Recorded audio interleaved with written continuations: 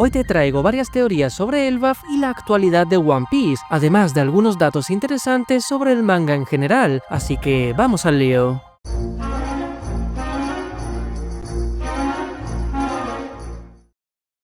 En Elbaf va a aparecer un nuevo personaje inspirado en Sanji. Te lo explico. Elbaf se divide en tres zonas: el inframundo, el mundo solar y el mundo del cielo. El inframundo es la zona montañosa bajo el árbol Adam. El mundo solar son las aldeas construidas en las ramas intermedias del árbol Adam. Y el mundo del cielo se trata de la zona superior, arriba del árbol Adam, la cual aún no conocemos. Luffy, Zoro y Sanji están inspirados en estas tres zonas: sol, inframundo y cielo. A Luffy de pequeño lo presentaron en una taberna, y en Elbaf también nos presentaron a Colon de manera similar en una taberna, ambos hablando con Shanks. A Zoro nos lo presentaron atado, y Luffy tuvo que liberarlo. A Loki nos lo han presentado en el inframundo atado, pidiéndole también a Luffy que lo libere. Nos queda a Sanji, asociado al cielo, así que cuando en Elbaf por fin veamos el mundo del cielo, Oda nos presentará a un personaje que recordará mucho a la presentación de Sanji. ¿Será alguien nuevo o simplemente se tratará del mujeriego Scopergavan? ¿Qué opinas? Ahora que conocemos al hermano de Shanks, Shamrock, hay un dato del principio de la historia que podría tener sentido. El nombre de este personaje viene de Irlanda. El Shamrock es el símbolo de este país, el trébol de tres hojas. En el primer capítulo del manga, cuando Luffy hablaba con Shanks, este le dijo que después de dejar la Villa Fushia planeaba ir hacia el norte. En el boceto inicial del mapa de One Piece, Oda indicó que al norte de la Villa Fushia se encontraba la isla Yotsuba.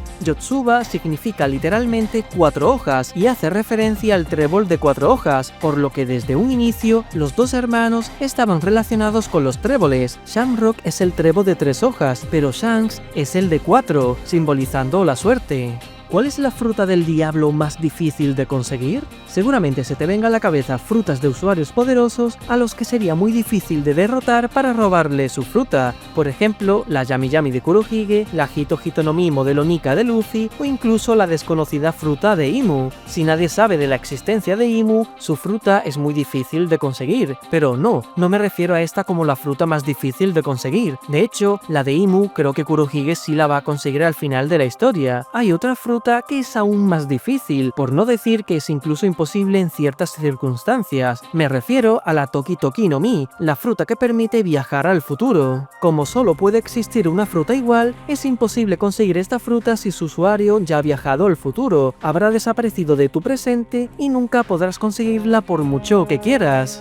Kurohige y Oars tienen una extraña vinculación. Atentos a todos estos datos. Oda dibujó a Kurohige de pequeño, despierto por las noches. Buggy le dijo a Shanks que Kurohige nunca ha dormido en su vida. En el arco de Drum, Luffy dijo que las personas de los países de nieve no duermen, ya que si se quedan dormidos, se mueren. Lo escuchó hace mucho tiempo en la taberna de su pueblo. Seguramente se lo contó Shanks en la taberna cuando era pequeño. Moria se encontró con Oars congelado. Murió congelado hace 500 años en la tierra de hielo, según Chopper, por ir desnudo. Seguramente se quedó dormido, como dice Luffy de la gente de los países de nieve. Moria dijo que Oars era el líder de un país donde se reunían todos los criminales, lo mismo que quiere hacer Kurohige en Hachinosu, fundar un país lleno de criminales. Oars conquistó el mundo al igual que quería Shebeck y ahora a Kurohige. Saturn se cuestiona el linaje de Kurohige y sus extraños movimientos. Van Augur afirma que Kurohige quiere conquistar el mundo. Oars tiene 3 calaveras, curiosamente igual que en la bandera de Kurohige. Oars es considerado como un demonio por sus actos y por su raza. Kurohige también será considerado un demonio, porque su tercera fruta será la del demonio, actualmente en posesión de Imu. Loki y Demalo Black tienen una gran conexión. Ambos personajes se presentaron haciéndose pasar por Luffy, Demalo Black imitando su aspecto, y Loki diciendo que es el dios del sol, cosa que en realidad es Luffy. Y para colmo, ambos personajes tienen los mismos números en su recompensa. Demalo Black tiene 26 millones y Loki tiene 2.600 millones. Además, este se complementa con Luffy, ya que si sumamos la recompensa de Loki y la de Luffy, obtenemos 5.600 millones. El 5 y el 6 son los números que hacen referencia a la Gomu Gomu, ya que se pronuncian como Gomu. Por eso, Oda suele identificar a Luffy con este número, por ejemplo, dibujándolo en su camiseta. Todos los secretos de One Piece están inspirados en un antiguo anime, concretamente en una película llamada El Castillo en el Cielo. Si tienes curiosidad, mírate esta peli y te darás cuenta de todas las referencias que Oda ha utilizado para construir One Piece, incluso los poneglyphs. Y ojo, porque esto no es casualidad. Antes de que el anime de One Piece comenzase, Oda insistió en que la actriz de voz de Luffy tenía que ser la misma que la del prota del Castillo en el Cielo, Mayumi Tanaka. Claramente, esta película era una de sus más fuertes inspiraciones para One Piece. ¿Sabrías decir en los comentarios todas las referencias que hay en la peli? ¿Sabías que Stansen, el carpintero de los nuevos piratas Gyojin, fue salvado por Luffy hace más de 15 años? Cuando nos encontrábamos en el arco del archipiélago Sabondi, se nos presentó a este gigante como prisionero. Fue salvado gracias a los actos de Rayleigh y Luffy. Este, al despedirse, le dijo que si algún día se volvían a ver en algún otro lugar, les devolvería el favor. Y esto ha ocurrido por fin en Elbaf. Por eso Stansen estaba tan centrado en querer cazar buena comida para los Mugiwara. Estaba junto a Harryuin cazando un alce, y ambos se refirieron a los Mugiwara como sus salvadores. Obviamente, Harryuin también fue salvado por ellos en Dressrosa. ¿Sabes qué pasaría si Sanji fuese presidente? Esto lo comentó el autor de One Piece en uno de sus SBS, su famosa sección de preguntas y respuestas. Si Sanji fuese presidente de un país, sus políticas se centrarían en las mujeres, por ejemplo, cine gratis para todas ellas, mejor comida para ellas y una gran discriminación a los hombres. Según Oda, esto causaría una rebelión masculina que acabaría derrocando a Sanji muy rápido. Pero digo yo, pocos países existen en One Piece que puedan derrotar a Sanji, como mucho el Buffy Wano. ¿Qué otro ejército de hombres sería capaz de vencerlo?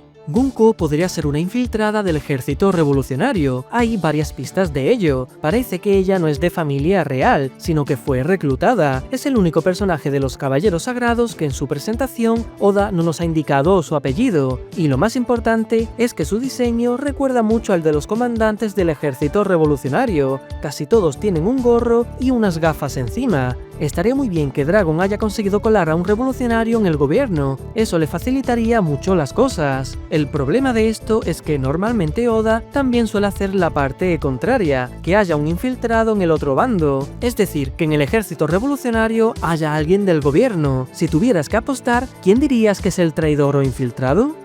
Oda acaba de revelar toda la verdad sobre Cross Guild y los bajos fondos de One Piece. Atento porque es bastante importante. En el último SBS, un fan le preguntó si Cross Guild era rentable, es decir, de dónde sacaban tanto dinero para pagar las recompensas por los marines derrotados. Oda respondió que la existencia misma de Cross Guild es un gran problema para los marines. El miedo a ser atacados por cualquiera en cualquier lugar ha debilitado bastante la moral de los marines. Esto ralentiza las operaciones de la marina, lo que facilita las operaciones de los bajos fondos y estos ganan más dinero. Cross Guild sirve como fachada pública y las compañías oscuras del inframundo o bajos fondos son las que en realidad pagan las recompensas. Es decir, Cross Guild y los bajos fondos están aliados. Es más, Oda dice que existe una casa de apuestas en la que apuestan por qué marines van a morir. Esto les da aún más dinero, gracias a las contribuciones de los que participan en estas apuestas.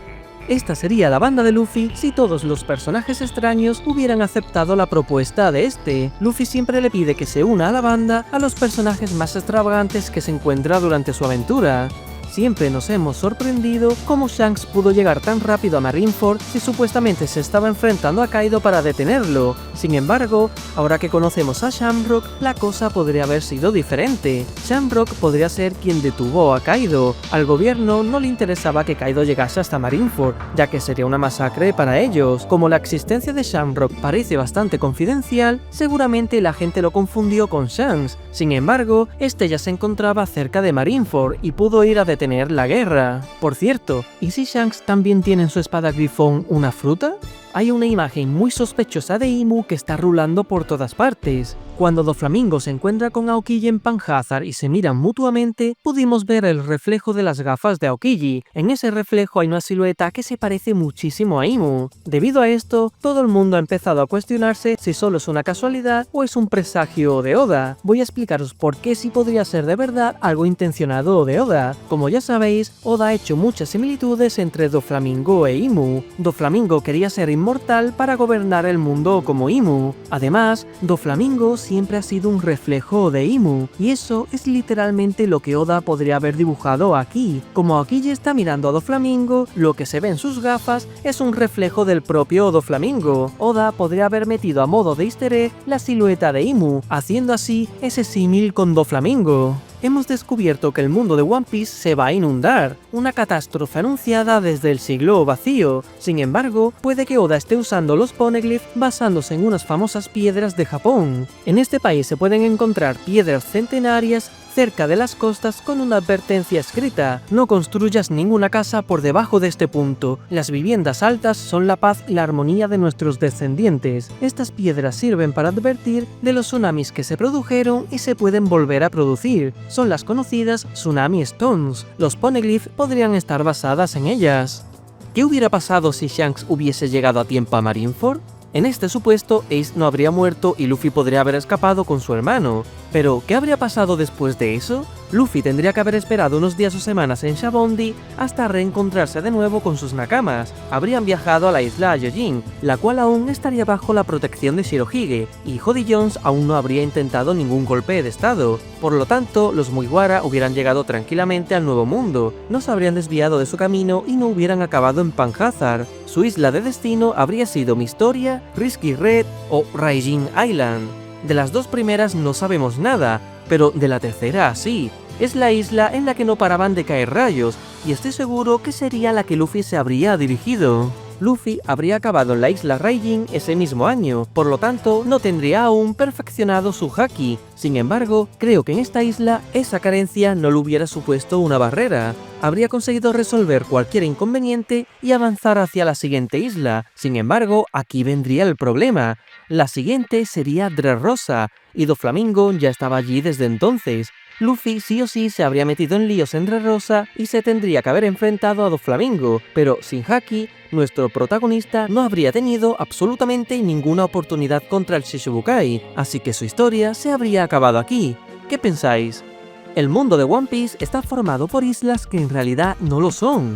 En el siglo vacío, el nivel del mar del mundo subió 200 metros y las partes altas de los continentes acabaron siendo esas islas, mientras que las partes bajas quedaron inundadas. Sin embargo, Oda no se aclara con una cosa. Primero dijo que Zunisha tenía una altura de 35 kilómetros, es decir, podría mirar por arriba de la Red Line incluso si estuviera pisando el fondo oceánico que está a 10 kilómetros de la superficie. Esto no tenía mucho sentido, así que rectificó y dijo que solo medía 5 kilómetros de altura. Esto tampoco tenía mucho sentido, porque significa que si estuviese pisando el fondo oceánico se habría ahogado, pero ha vuelto a rectificar, diciendo que tiene una altura de 10 kilómetros. ¿Qué significa esto? Que si pasa por zonas de máxima profundidad estaría al nivel del mar, pero si pisa por zonas elevadas podría llegar a casi la misma altura que la Red Line, pudiendo acceder a Mary Joyce. Luffy es uno de los mayores delincuentes de toda la historia. Si enumeramos sus delitos, estos serían algunos: piratería, asalto, robo, homicidio, secuestro, mutilación, destrucción masiva, conspiración, infiltración, abuso infantil, escape de prisión, trata de personas, desacato a la justicia, insulto a la autoridad y terrorismo. ¿Te sabes alguno más? ¿Mihawk tiene haki del conquistador? En la Vibre Card de Mihawk no se menciona que lo tenga, solo se indica de armamento y observación. Sin embargo, esto no es una confirmación de que no lo tenga. Oda va actualizando las Vibre Card de los personajes a medida que avanza la historia, por lo que no son definitivas. Conclusión: estoy totalmente convencido de que Mihawk sí tiene haki del conquistador por un simple motivo. Cuando Zoro demostró que sí lo tenía frente a King, este le dijo algo así como: entonces tú también quieres convertirte en un número 1, ¿cierto? Es decir, las personas que tienen una voluntad tan fuerte como para convertirse en el número 1 en algo, como para conquistar ese puesto, tienen el haki del conquistador. Zoro quiere convertirse en el mejor espadachín del mundo, por lo tanto, si Mihawk es el número 1 actualmente, debe tener por cojones haki del conquistador también.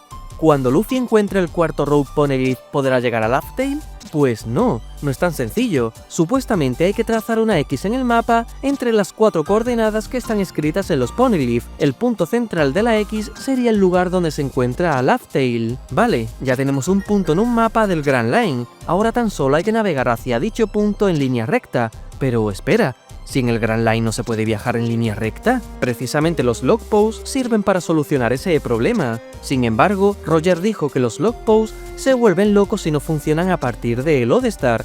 Entonces, ¿cómo cojones van a navegar los Mugiwara hasta ese punto donde se encuentra Laugh Tale? Tenerlo marcado en un mapa no sirve de mucho. Quiero leer tu opinión en los comentarios.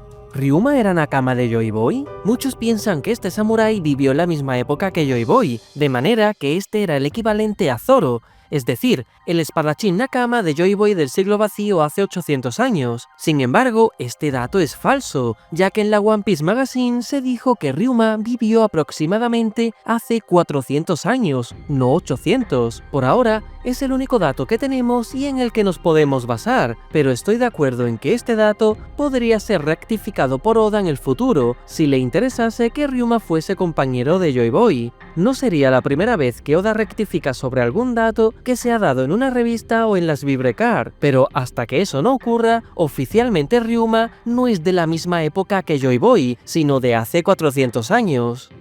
¿Por qué Kuina y Tashigi se parecen tanto? Podría haber una explicación real para esto. Está confirmado que Kuina es una Shimotsuki, su abuelo era Kosaburo, un herrero que abandonó el país de Wano hace 55 años junto a otras 24 personas. Entre ese grupo también estaba la hermana de Shimotsuki Ushimaru, o dicho de otra forma, la abuela de Zoro. Sin embargo, no todos acabaron en la futura villa Shimotsuki, algunos se quedaron en otras islas, como Minamoto, el carpintero de la villa de Luffy. Esto quiere decir que seguramente en ese grupo de 25 personas habría más Shimotsukis que acabaron en otras islas. Alguno de esos Shimotsuki podría haber sido la abuela de Tashigi, la cual se casó con un ciudadano de East Blue. Por lo tanto, Kuina y Tashigi serían primas lejanas que se parecen mucho. Esto puede pasar, no es algo tan loco. ¿Zoro será nivel Yonko? Estas palabras siempre han sido muy memes en la comunidad. Los fans más exagerados ponen a Zoro al nivel de un Yonko, pero la verdad es que al final de la historia, Zoro sí debería tener el nivel de un Yonko, y el motivo es muy simple. Para convertirse en el mejor espadachín del mundo, tiene que superar el nivel de Mihawk, y actualmente Mihawk tiene una recompensa superior a 2 Yonkos, a Luffy y a Buggy. De hecho, aunque Buggy sea el Yonko de cara al público, realmente la persona más poderosa que está detrás es Mihawk. Él es el verdadero Yonko de Cross Guild, así que cuando Zoro lo derrote, tendrá una recompensa superior a la suya, es decir, superior a los 3.590 millones, y eso es nivel Yonko.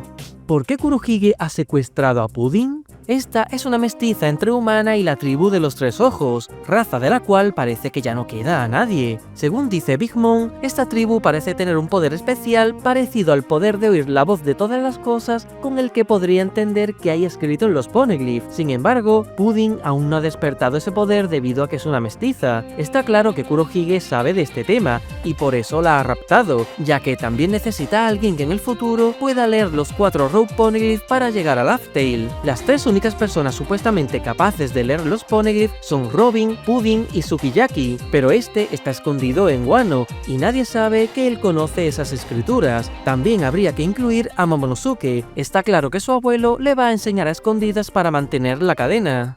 ¿Por qué Emmet apareció en Mary Joyce hace 200 años? Hay una teoría que dice que este robot apareció allí de repente porque fue enviado por Toki desde el siglo vacío. La Toki Toki no Mi transporta en el tiempo al sujeto, pero no en el espacio, así que apareció arriba de la Red Line porque ambos se encontraban allí hace 800 años. También tengo una teoría personal sobre este tema. Quizás el robot estaba sepultado arriba de la Red Line bajo las ruinas de la antigua guerra. Hemos visto que este robot se ha activado cuando Luffy ha usado su GR5. Si lo que le ha dado energía es la alegría y sonrisas de Nika, quizás hace 200 años, cuando casualmente se nos ha confirmado que se aprobó la ley de no discriminación a los Gyojin, esta isla que se encontraba abajo de Mary Joyce lo celebraría con alegría y muchas sonrisas, provocando la activación de Emmet que se encontraba justamente arriba, es decir, la potencia de Nika es equivalente a la alegría de todo un reino.